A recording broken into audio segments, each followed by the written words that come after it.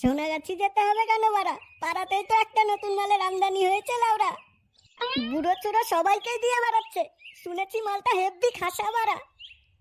আবার যার বান্টুর সাইজ বড় তাকে তো ফিতেই লাগাতে দেয় লাউরা। বলেন কি? কি বলছিস বাড়া?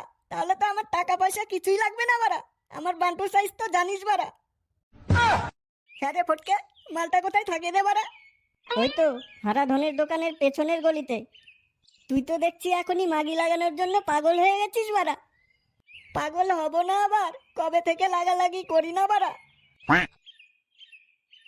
পল্টু, ফটকে, তোরা থাক। হ্যাঁ, আমি যাই। আমার একটা ইম্পর্টেন্ট কাজ মনে পড়ে গেছে। এই দেখ ঢামনা চোদার ইম্পর্টেন্ট কাজ। মাগির কথা শুনেই লাগাতে চলে গেল।